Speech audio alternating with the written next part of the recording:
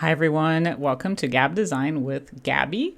Today we will be talking to Gwenny in Chanagusia, and she is a super talented designer and artist. And we'll be talking about her design journey and how she came to be the talented designer that she is today. So, without further ado, we'll start the podcast. Here we go. All right. Hi, Gwen. How are you? Hi, good and you? Good to see you. I'm You glad you got my too. memo of the rock girls wearing our rock band t-shirts. So you got Oasis, one of my favorites. I got Two And Door Cinema Club. icons of I know. music I video. love that we bonded on that. Like, I was a total Oasis back in high school. Like, that was my jam. Yeah. Oh, well, how have things been? What have you been up to since we last talked?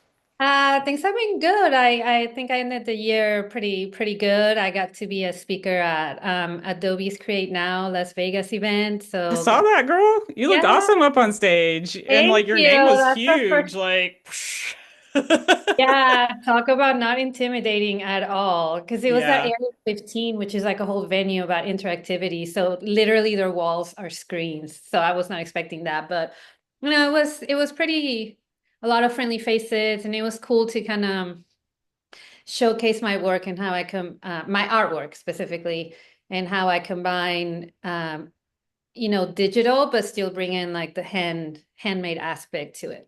Yeah, because that was you were talking about your series on, let me see, I wrote this down.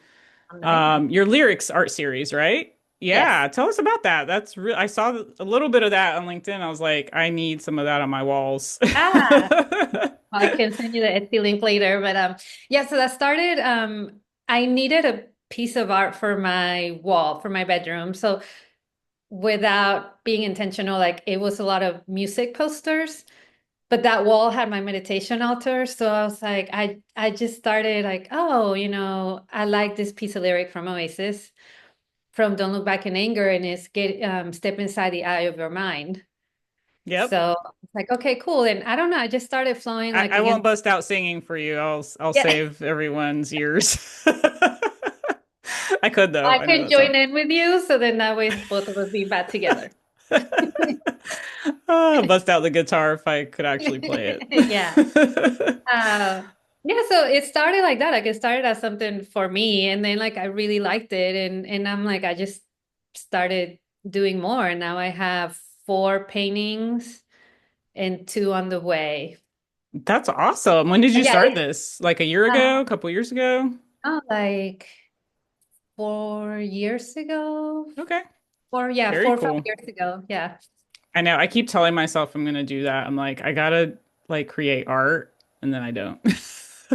Yeah, I need to I do it. I I was doing the same, and it was really hard to find time because my job at the time was just a lot of overtime, and then you're really tired. But once I started doing it, and I felt like I noticed how, man, even if it's 30 minutes of gessoing the canvas, like that was so relaxing and meditative. So it's like, okay, I need to start doing more of this, but without putting the pressure of like, I need to finish it in a week. And like I said, Yeah. like all I could today was 30 minutes. That's fine.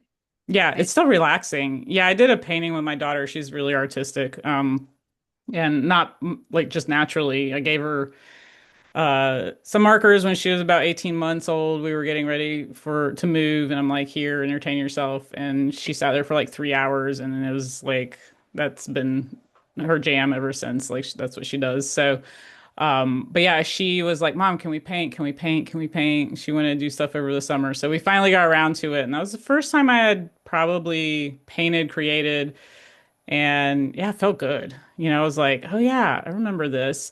So are you similar to me? Like, are you artistic by nature? Like, did you get into design like through art? Like, what was your journey?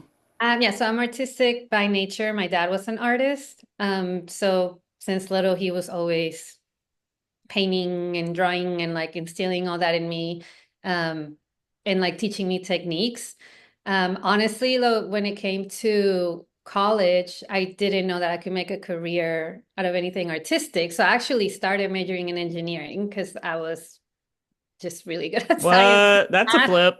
I was like, oh, okay, I'll do chemical engineering. And then I was Oh, like, I don't like this. This is when I was in like taking the college courses, I was like, oh God, no.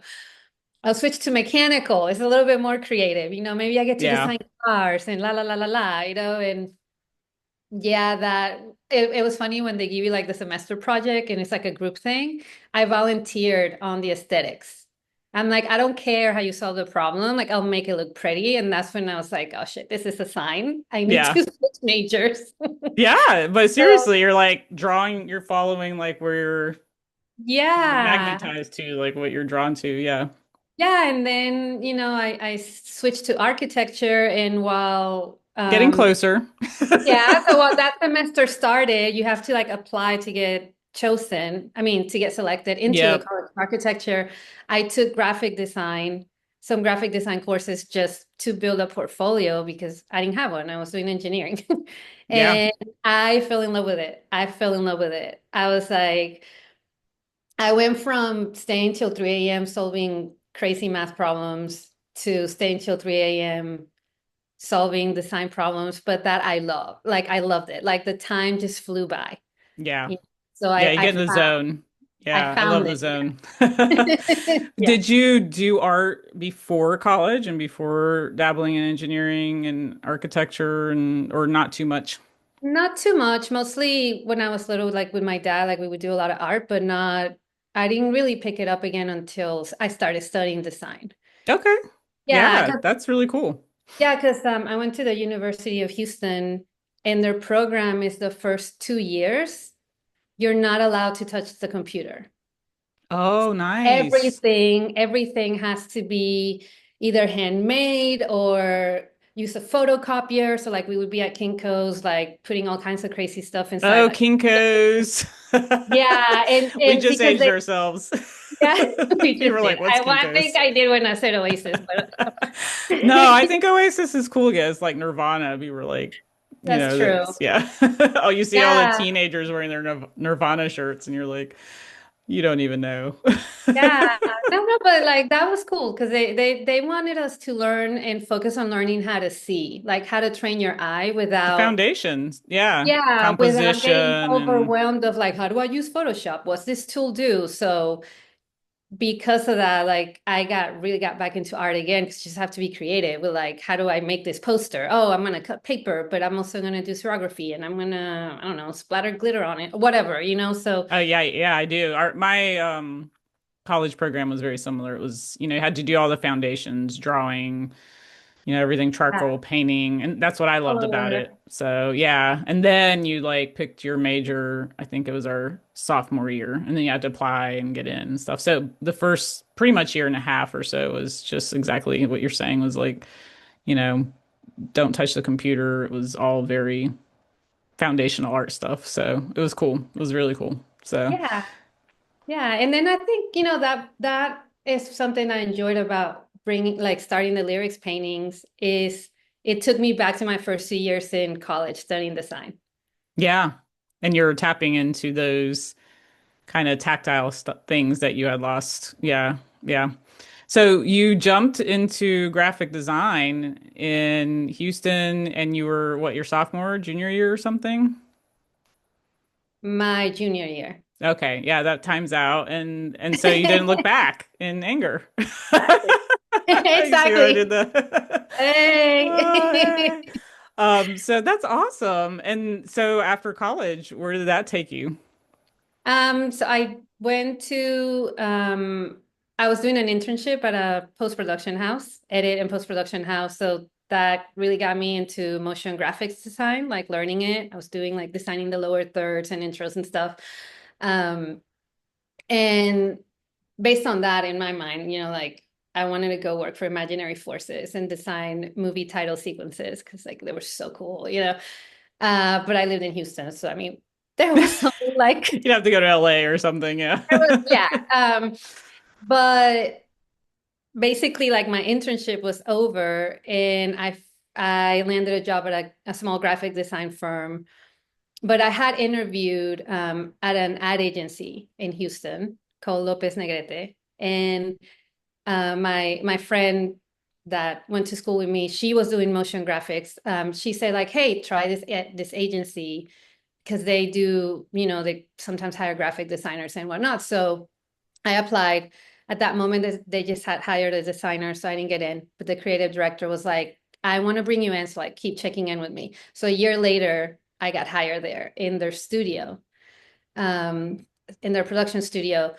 But that's also when I learned about art direction, Mm, which is, for example, not something that I don't know now, but back then it's not an avenue they show you in design school that you can go, no. you Yeah. know. So, They don't uh, really lay out your career in design school. They're not like, here are going to be your options when you leave these yeah, you four can do web walls. Yeah. design, you can They do just teach you the motion, you can do, foundations. They're like, okay, bye, go. yeah, exactly. Whichever class you like best, well, maybe that's what you should do.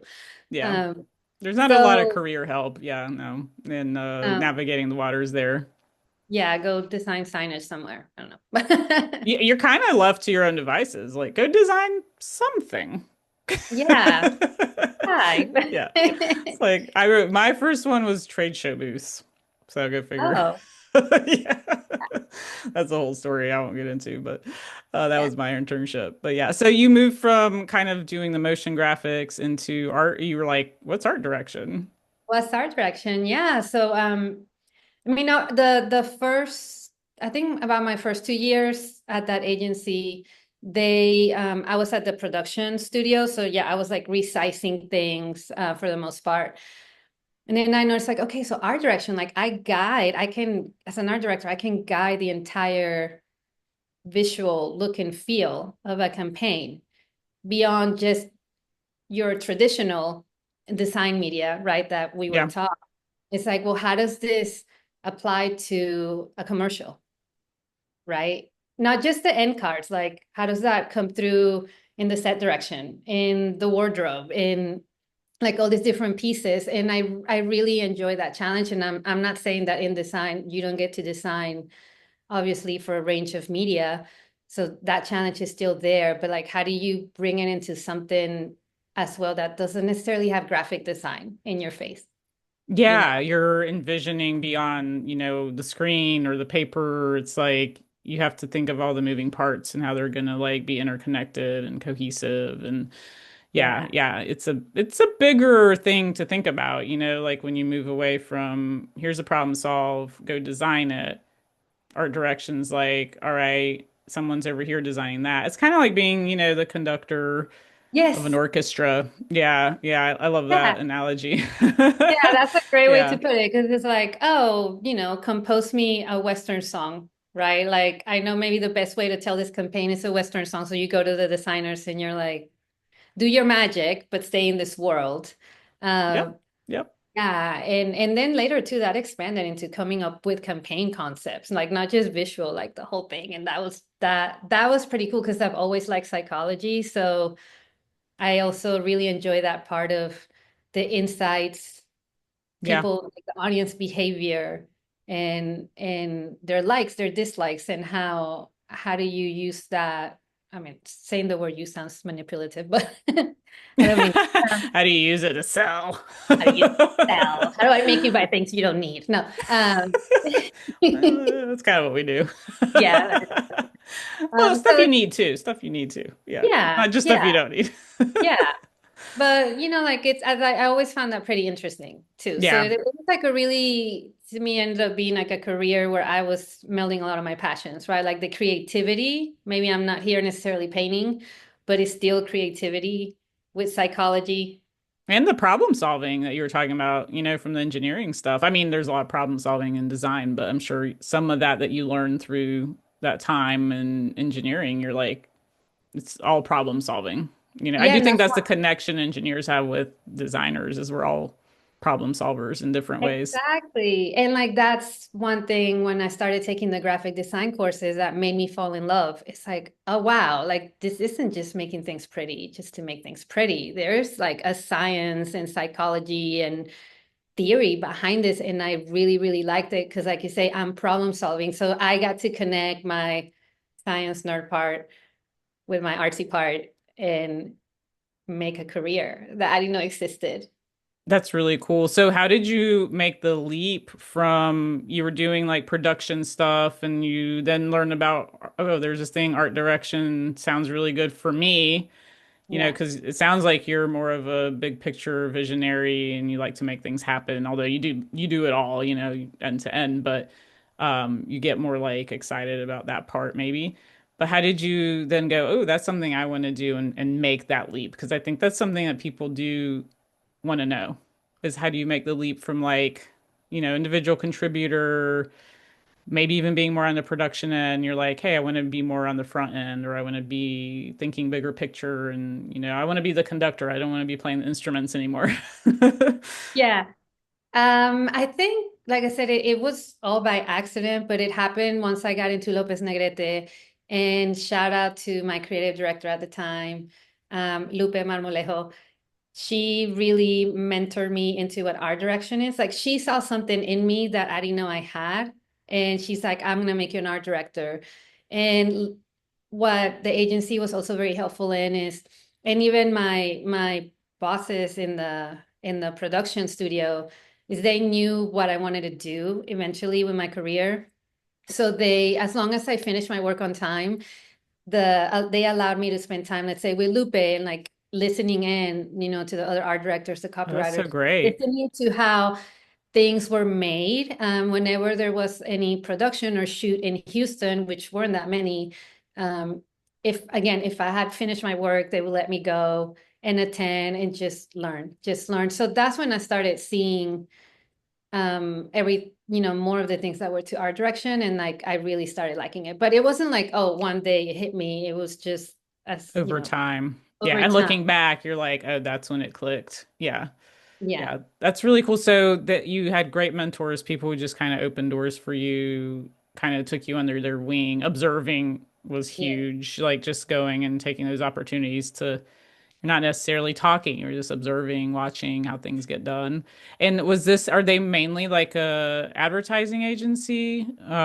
Yes. So Okay. Lopez Negrete is a pretty big U.S. Hispanic agency. And so they specialize in the U.S. Hispanic market. So yeah, like I got to work with them, like Bank of America, Walmart, um, pitches for like Dr. Pepper, 7 Up, which we won. It was like Visa. I got to work on Visa. Um, Awesome. Some that big one was like, names. Yeah. yeah, yeah. And so I wouldn't get to do much design, like original design, because what happens usually with the US Hispanic agencies is the general market agencies or a big graphic design firm already design the look and feel for the brand. So Mm-hmm. you just have to take that and Yeah. that. But sometimes I did get to design from scratch. And then there were points, yeah, where I missed it, and Yeah. it's something that I mean, I've been in this career 20 something years, but I've always missed I want to design, even though I'm art directing, like what I want to design, like I want to come up, or I'm like, oh man, this could be done better if it was this, but that's not your task, right? Like Yeah. Did you ever find ways to Discover just like, already designed their thing. I was So gonna say, did you ever find your ways to slightly get your hands dirty? yeah, Like, yeah. me too, Exactly. me too. Yeah. Oh, that's funny. I would always be like, oh, I made this little sketch. Maybe we could like, yeah, Hey. sneak it in. Like, so Yeah. sometimes I'd get it in there. Like there was something for Tide. I sketched out this Acti Lift logo was my design that I sketched out on like sheet of paper sitting on the desk. I was like, what if we just did this? And I'm like, we got to get this done. We've been on like 6 rounds of this thing. Oh my It was God. like, yeah, it was like the icon for the, technology that was launching, which was a big deal, but it was Yeah. just one part of like this huge initiative. I'm like, we just got to get this done. And like, And we they couldn't bought get it? the team to line anything. Yeah, it's the one that ended up launching. I know, it was Nice. exciting. I was like, I did that little Yes. part there. But isn't it exciting? Like when you're like, you can tell your family and friends that are absolutely not in that world of creativity. And you're like, oh, I made that. A hundred I designed percent. that. It's till this Right? day, like we just worked on CMA design, just redid the cherubs tomatoes. The ones that come in that cute little bowl looking thing. And, it was a slight refresh. And I saw it the other day in the store and I was like, oh my God, it's out. It's out. It's finally out. Yeah. I felt a little famous. I was like, oh, I mean, I didn't even design it. I came up with the strategy. Uh-huh. And one of the like concepts was to do fun little characters because, like tomatoes and like vegetables are competing with salty snacks, which I also know a lot about because I worked on Pringles. So I was like, tomato or a Pringle, let me decide.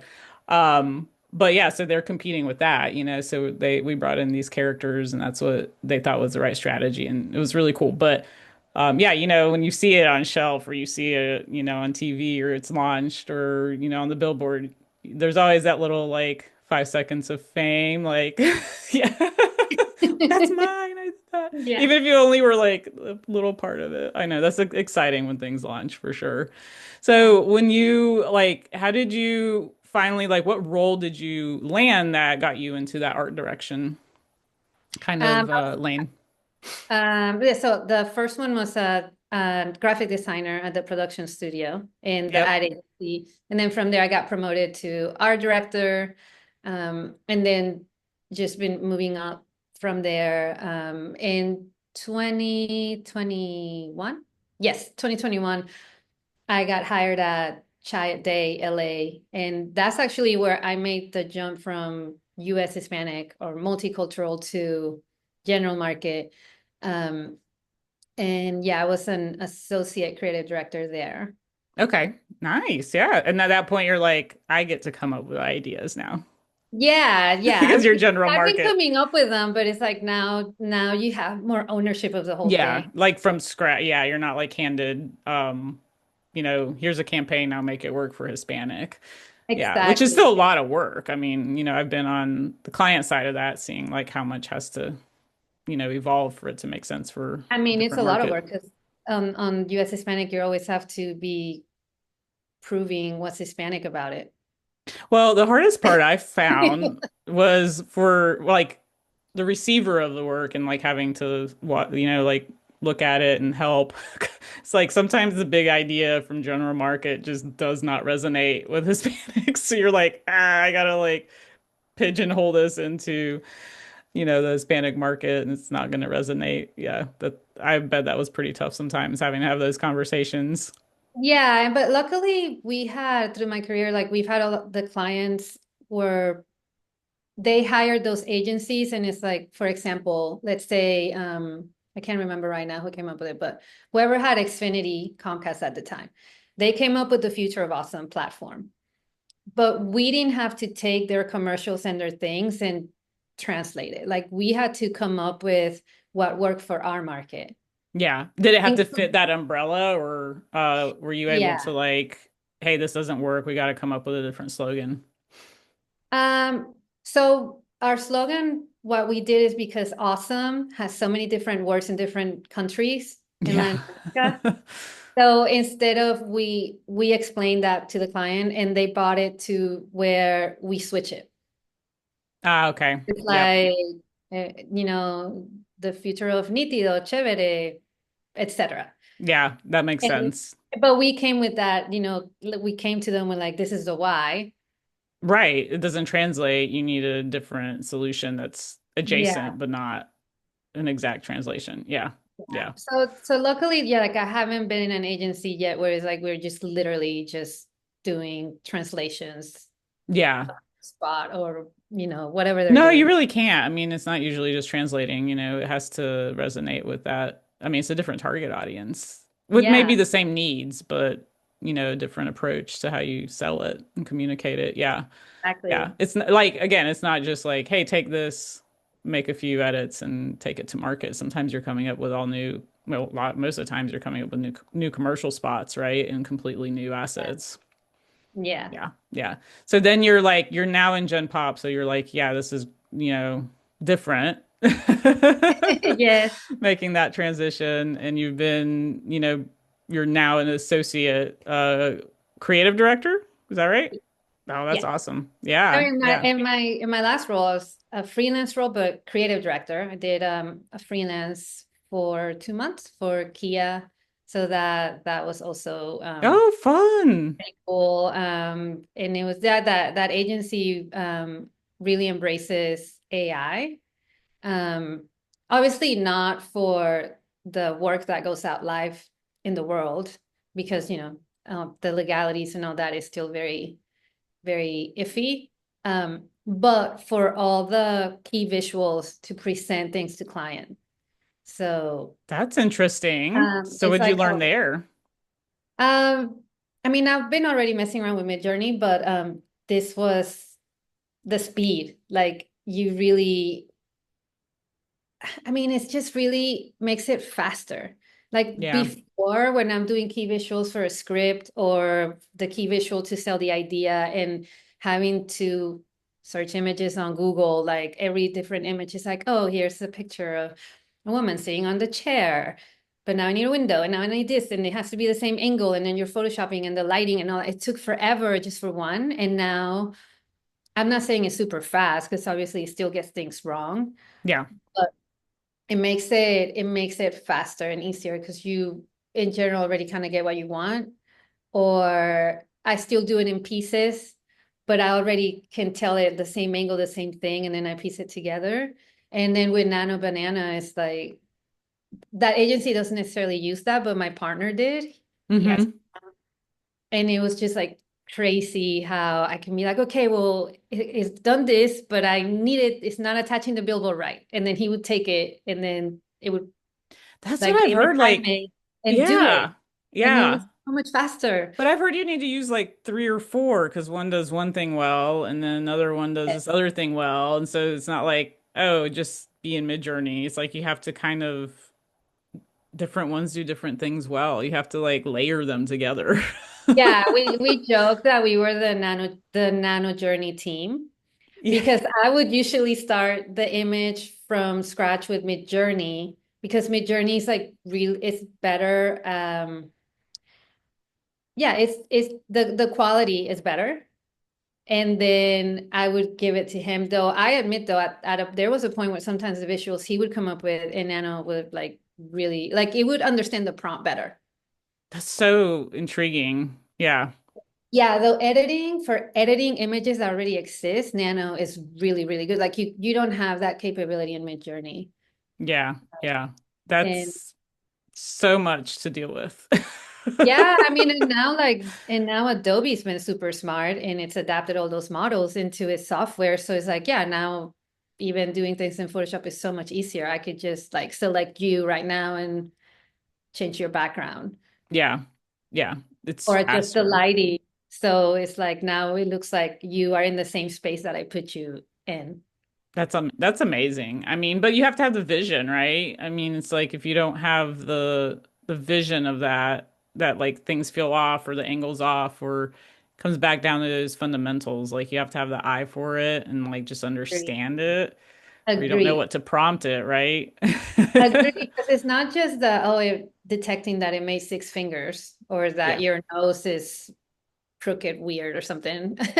Yeah, It's fix crooked nose is not it's just not gonna know what to fix. Yeah. yeah, so it is true. Like you need the idea. You come Yeah. up with an idea because to your point, then you have to tell it what to prompt. And without the idea in mind, you also don't know what to tell it is doing wrong. Yeah.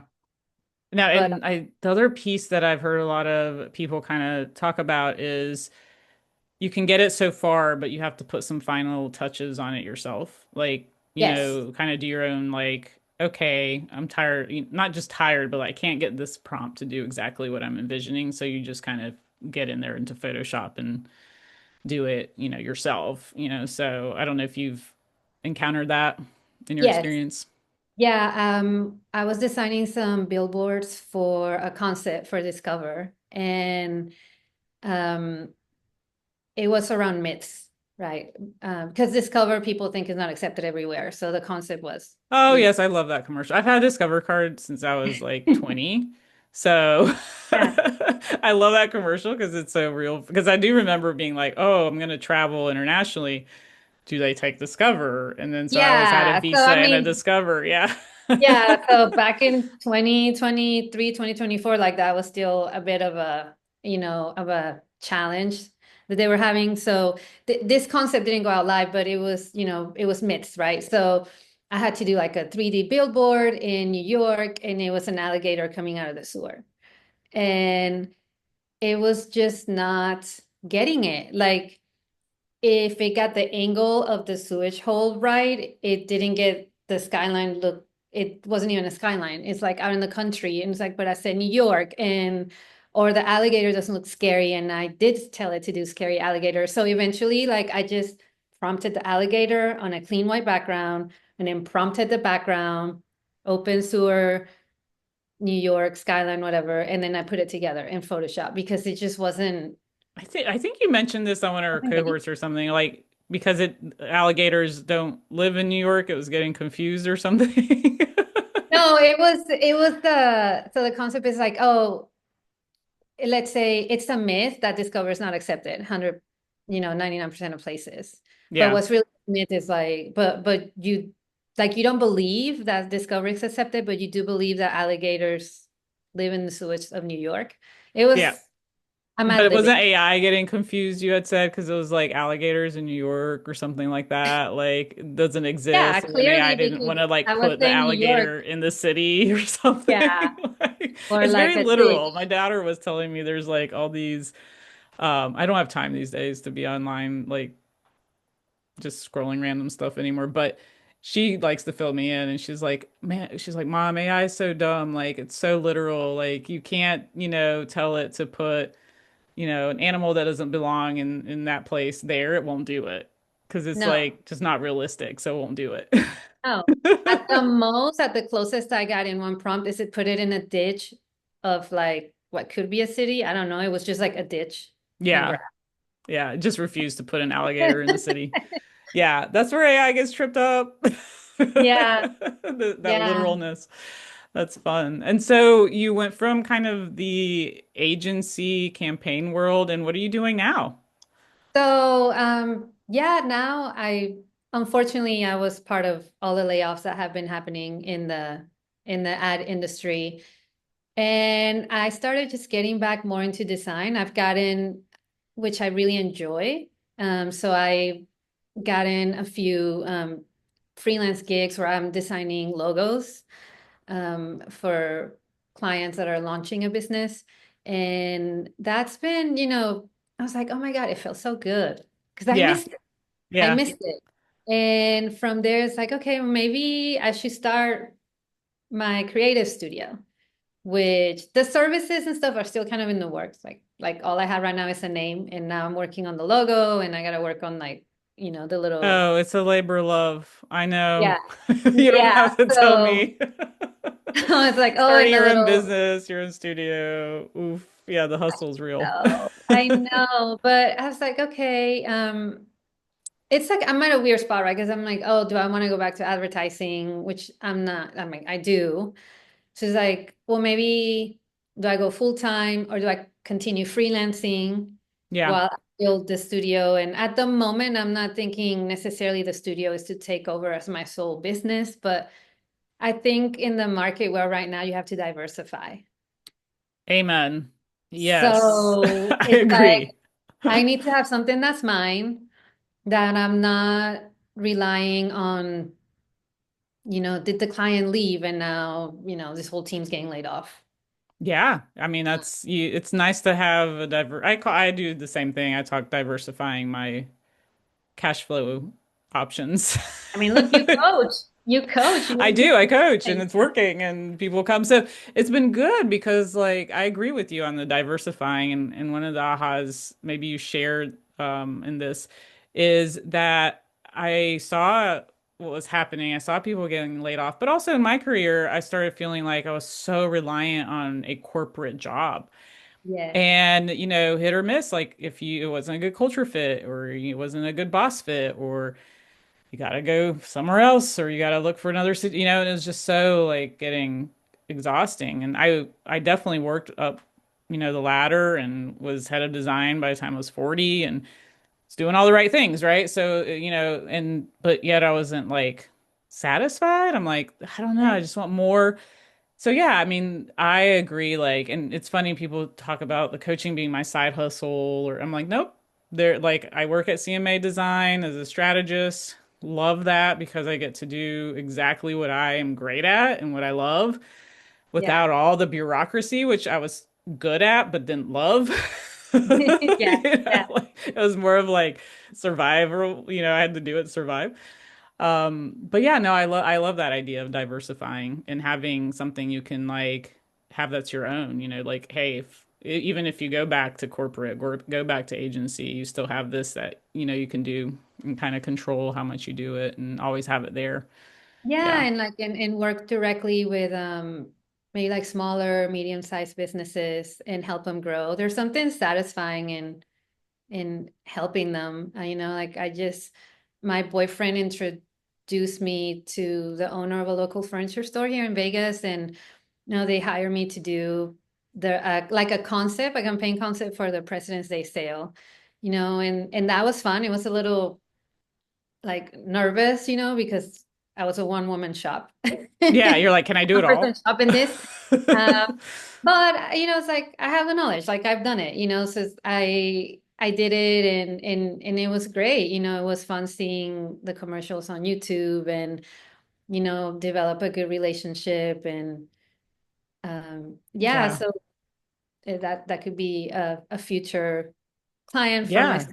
But yeah, like that was it was refreshing. I mean, not to hate on the bigger agencies, but sometimes it was a little bit suffocating to have to go through so many rounds of approval before you even got to the client. That's just like internal. And it's just like round and round and round and round. Like you were saying, like, man, we've been at this for six rounds.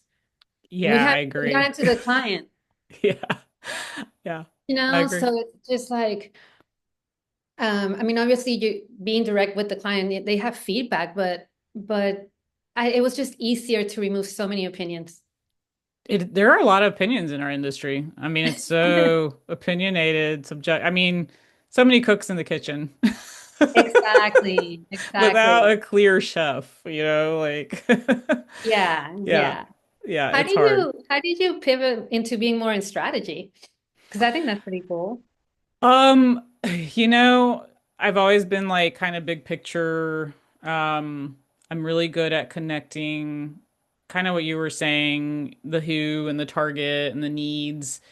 Mm, A lot of that came from my training and just kind of osmosis and observing at P&G okay. when I was there for 7 years. And back in the day when I was there in 2005, I think they still do a lot of training, but I think they did more training on the upfront consumer stuff. I was there when AG Lafley was there, and it was all about consumer's boss. And so understanding consumer was critical, and that um, just got me understanding like the who and who we're designing for. And I Yeah, think that's where my strategy discipline really came into play. And I've always found that with business partners, if I can connect to the target and then say, this is how we sell more to that target, then yeah. design becomes easy. Or No, I agree. can't I say agree. easy, but easier. Easier. Yeah. Yeah. So it's never easy. It's never easy. So yeah, I think that's, and then, just kind of, I'm a big picture thinker. Like that's all my personality tests. That's what comes back. And so I'm a dot connector. And I love seeing like helping people like get end to end and seeing it come to fruition. So I think that was just I'm a driver. I'm like a go, let's get it done. GSD is like, my motto. And so yeah, it's just been what I've been able to do. And so um coming up with strategy was a way to get people aligned. Okay. Yeah. And like mood boards or like, hey, when you say, like when I was in fem care, I worked on always, and the word that got thrown around all the time was femininity, make it more feminine. And it's like, well, we used oh, what were like Sporty Spice and the Spice Girls like as a way to say, well, which kind of feminine are you? Are you sporty? Are you Yeah. Yeah, exactly. So, and it worked, and the business got it, and they were like, "Oh, well, for this one, we need to be Sporty Spice." And, for your brand equity, like is always more, posh or is always more, sporty or so, and just figuring out how to use those shortcuts for people to understand design, Yeah. and seeing it click and trial and error. Yeah. So yeah, that taught me strategy. It was like it's all in the strategy, it's all in the thinking, um, and the rest follows. Yeah, I agree. Because like now that I've been getting back more into design and like for example the logos that I've been doing and even the work for Walker Furniture is starting it's easier when you start with who is your audience and what is this client trying to do. It's like, oh, okay, so you're an HR consultancy company, but you work mostly with creative agencies. Okay, so now it kind of gives me an idea like it has to look, maybe classic or modern, but it has to have a little, hey, because Yeah, like a you're classic starting. Martin with a slight edge. Yeah. Yeah, yeah. I'm working on a logo right now for like a flower import business that my friend's launching. And one of the things he said, he's like, I don't want the stereotypical sentimentality. Hmm. My target is eventually will be consumers, but first it's also going to be event planners. It's kind of people so it's like, okay, definitely. So now I understand like, okay, and it's very organic, it's from the ground. So it's like, okay, so there has to have a little bit, like a bit of elegance, but without being girly feminine, because event planners don't do just weddings. Yeah, Especially exactly. living in Vegas, they could be doing an event for the launch of a restaurant or Yep. something, so it's like, it definitely helps because it helps weed out any other crazy options that don't go, you know. Yeah. And I just learned, it's share the strategy first and like the why, and then people understand the design. Yeah. And I always share, I might share multiple strategies that are on brief, but even on brief, it's like, well, you could do this or that. You can major in this, you can minor in that, or you can choose to go down this path or that path.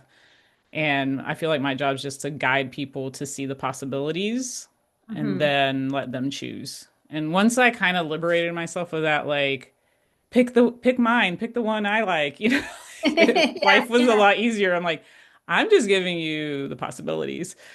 You need to decide what's right for your business, for your brand.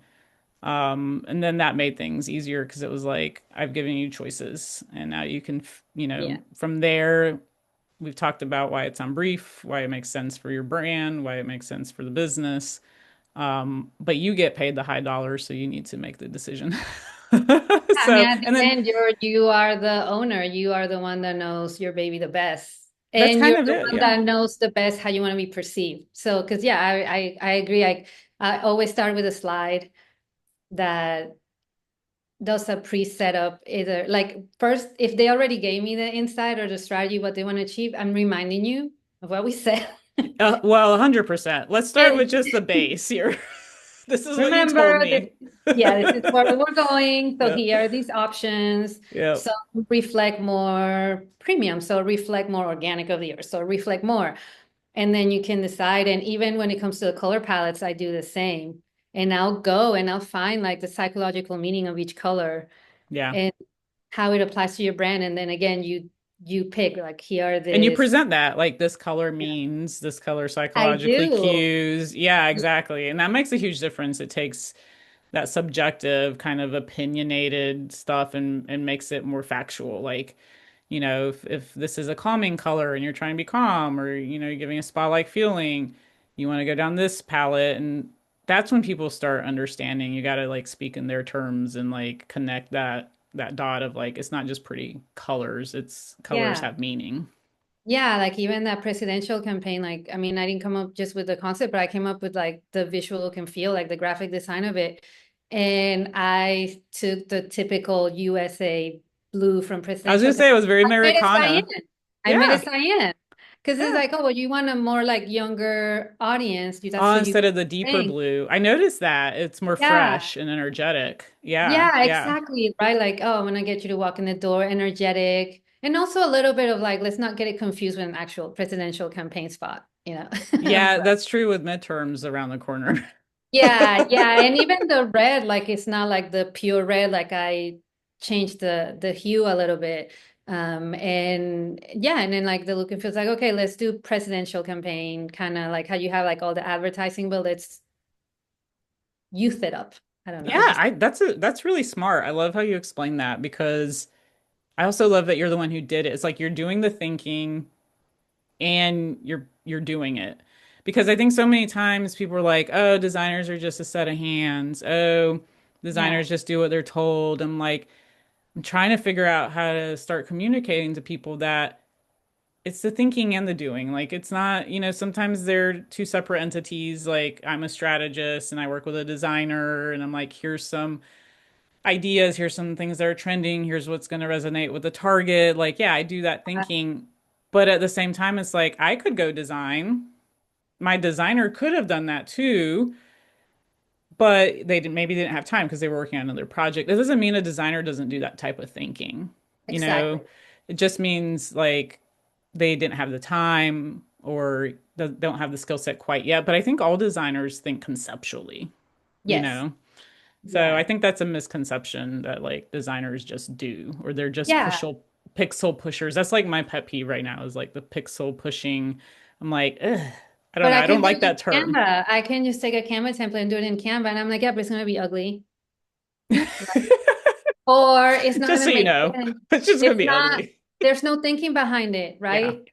yeah. It's like And there's like no a ownability. I mean, anyone can take that Canva yeah. template. Yeah, It doesn't, sure, you start with the template, but that doesn't take away the fact that you're putting like way too much copy in that one presentation slide. And yeah, now people are not gonna know where to read, or it's gonna be too much information. They might not even look at the rest of the deck. So there's like a lot of what you're saying, like not just for the audience, but like also just theory, design theory. yeah. Like that's our specialty, right? There's things that affect legibility. So There's when you became an art director and more directing, did you find it hard to have to communicate to others like your vision or, hey, let's think about this or without like getting executional with them? yeah, it would be hard because sometimes, for example, even in advertising, you find like clients want to put everything on a post image. And it's really hard to explain like you don't need the logo in the image because the logo is in your profile picture right above your thing. Yeah, You have post copy. So maybe let the caption do the rest of the work for you and treat the treat the image as the attention grabber, yeah, right? It's like how they taught us in design school with a poster. It's like what catches your eye from like 6 feet away and makes you walk closer, makes you walk closer. But they would want back in the day when people did print ads, they would want so much info on a print ad. And it's just like this is too much, and yeah. I'm not saying it had to be like a cryptic ad, like with barely any copy, but that would be hard. And also, even within the agencies, is when they're doing a pitch deck or any kind of deck, and just getting that battle of like when you're the one that has to design it, even if there's already like a template, but you still the one that has to like format it and being like, is there any way we can break up this strategy slide or this data slide into two or something because this is too much. Yeah, yeah, The eye doesn't know where to go is overwhelming. And you might not notice that it's affecting you in a way, but it is affecting you in a way. Like it's going to affect your whoever is viewing that presentation. yep. So there's kind of like twofold. It's like working with the client to whittle down the information and then working with Yeah. the designer to like figure out how to make it all work that you've been Yeah. briefed on. Yeah. Or sometimes it's like other departments that are not creative, that they're responsible for their own sections of the deck, and then you, the designer, have to go through all of it and format it, and it's just like this isn't a headline, this is a paragraph. Can we make Yes. it? You know what I'm saying? I Like, do. I 100% do. Yes. so that's what I mean, kind of like all that to say, like, yes, like Canva, for example, and other tools like make things much easier, but just because it makes it easier, it doesn't mean that whatever you create, if you're not a designer, is going to be good.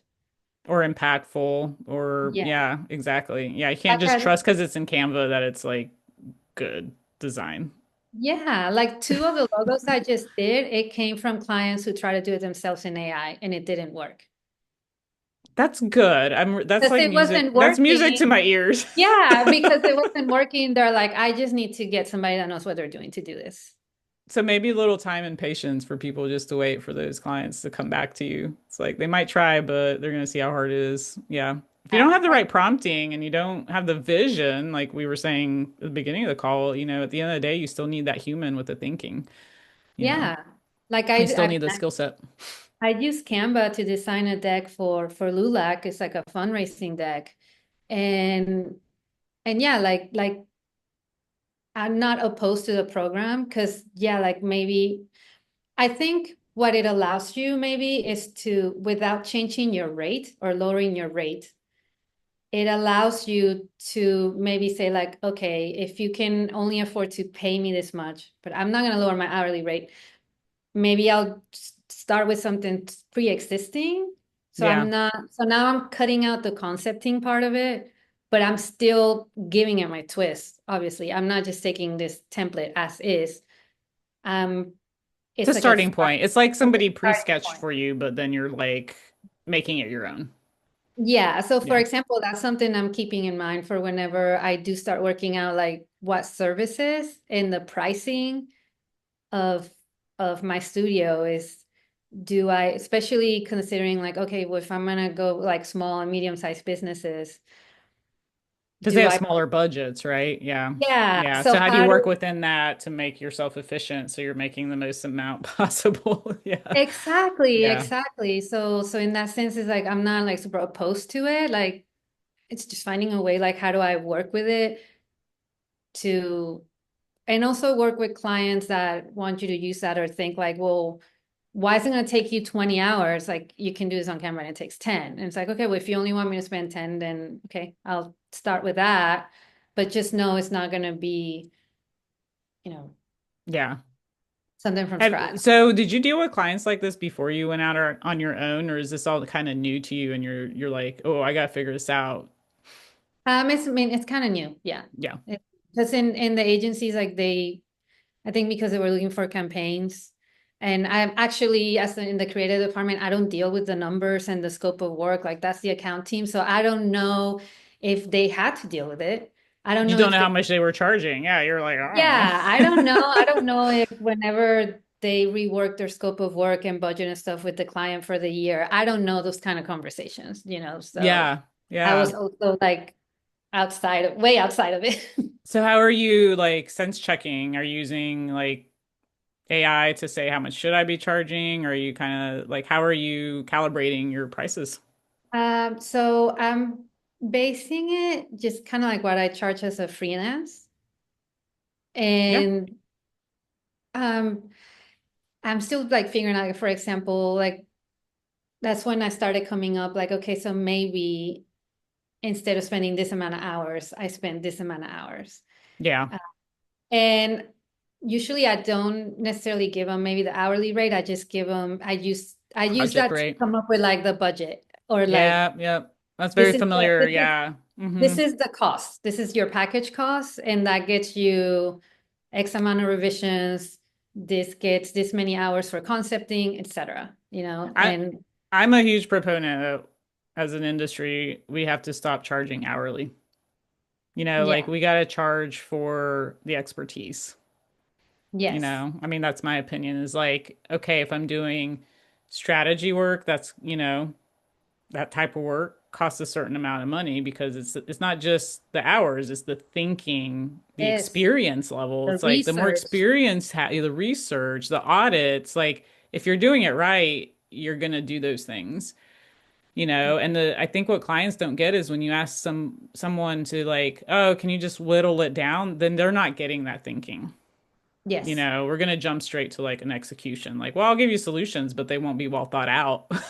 You yeah. know? Or I can give you well thought out solutions, but maybe you just get one One. visual, Yeah. Yeah. You might you get two know. logos instead of three or four or five. Yeah. Exactly, Yeah. exactly. And that's what I mean. Like, okay, so if this is your budget, what's more important to you? Because we can do this, or we can do that. Yeah. When I was Um, on the client side, I just started telling the agency, like, I have this much money. Let's make it work within that. Because I get so tired of going like back and forth. Like, okay, write me a proposal, and it would come back 30 grand over budget, and I knew I only had 100 grand, and then I'm like, okay, I have 100 grand. Can you? This What is can what we I do? need. Make it work within Yeah, that. yeah, Yeah. I'd be like, I'll comp you on a project somewhere else if I need to. Can we just make the whole year work? Like, yeah, this is what I need. That was so much easier than this back and forth of like, write me a proposal, tell me how much it is. It is like my budget was the same year on year. So it was like, yeah. at some point we just That's were not like, let's just changing. cut the crap. How do we make it work? Yeah, let's just make it work. So, You well, can so go where do you, under, but don't go over. yeah, exactly. I was like, keep it right at that. This is what I have. I don't have any more. I don't have any more of that. After that is gone. And I Yeah, need all of this done. This is what I need done. Can we do that? And then, yeah, they'd be realistic. They're like, well, we may be able to get you right up to that, and then like, and I'm like, cool. At least we're like, being realistic about it. So, but money, man, that is the hardest. Those are the hardest conversations, yeah. like trying to figure that out. So where do you see yourself like going this year? You're like, you're starting your own little agency, working with small to mid-sized clients. Where can people find you? So yeah, I see myself doing that, and again, continuing to freelance for ad agencies. And if that from that comes a full-time job, then sure, Diversify, great, I'm diversify. open to it. But Yeah. You're exploring. You're my like studio is still gonna exploring be your new around. life, your freedom. Yeah, yeah, my studio is still gonna exist. Yeah. Uh, so yeah, you can find me. My Instagram is at Gwenny, Gwenniee. All right. Um, my name is really long, so I don't know how to even do this for LinkedIn.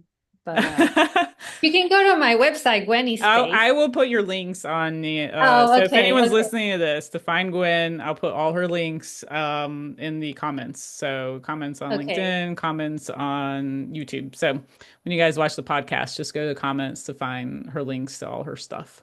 And Perfect. then you can Yeah, work with Gwen. Super talented, Gwen. I love your work. I I'm know. I gonna love what you sprinkle do. some of it throughout this podcast so that people can see. Perfect. Yeah, do a couple little screenshots because you're super talented. And I'm so glad that we got to connect through the design cohort. And Yes, you've been like an awesome member, very like involved, showing up, speaking up. And yeah, I mean, have you enjoyed the design cohort? Are you enjoying that experience? I do. I do. It's very insightful, like all the chats. And I love the format that you give that, which is it's like conversation. I'm And trying. even We're if all you do introverted. No one wants to speak. that's true, It but is at true. least you open it. Even like the last one where you had a deck and you had a presentation, you still leave time for people, or you allow people to pitch in and comment.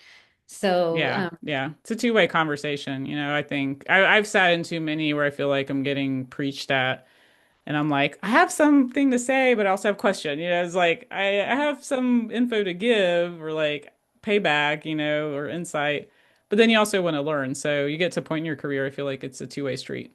yeah, see, and the universe like puts the things you need and you should connect with, and there's the design cohort on my LinkedIn, and click, click, click. Here we are, Yeah, I and know, and stay on it. I mean, everyone out there, that's what it's for. I've had people connect with other people for jobs. I've had people connect for freelance work. Somebody came to me like a week or two ago and was like, "Hey, do you have any good freelancers?" And I threw like five people from the cohort, their way. Because that's what the community is about. Is like it's hard enough, I think, for our industry as it is, and it just shouldn't be that hard. And we kind of get in our bubbles and in our silos, of like I'm at the agency, I'm at this corporate world, and like once you leave that, you realize, oh crap, I don't have anyone else. I have to start over. So that's what the design cohort's for, is like hopefully when you're moving around your career, you don't always have to start over. You have a network already built in. So yeah, and that's a big learning lesson that I had when, with this layoffs. It's like I've been full time all the time, and I do have a network, but it's not the same as a network for freelancing. yeah, exactly. Exactly. Yeah. So gotta diversify in every way possible. But yeah, the cohort's one way of many, but I'm really happy with the diversity that we've been getting in the group. I mean, we got people doing freelance. We have people who've owned their businesses 20 years. We have people in in-house design. We have people on the agency side. Like it's very diverse, which is pretty unusual for our industry for us all to be at the same table talking. Yeah, yeah, yeah, that's very So true. awesome. Well, Gwen, Awesome. thank you for talking to me today. And yeah, so I'll close this off later when I get back. But this has been a lot of fun. Thank We you, should we Gabby. should. So that was a great podcast. Ended a little abruptly. Didn't have a great transition out of that. However, moving on, I want to ensure that you guys are all welcome to become members of the design cohort at thedesigncohort.com. It's absolutely free. Follow our YouTube channel to never miss a beat on the Gab Design with Gabi podcast. As fall comes out, we will be doing more of these. And I hope you guys enjoy this podcast and reach out to Gwenny for any of your design needs as she is building her freelance business. So, hear you next time.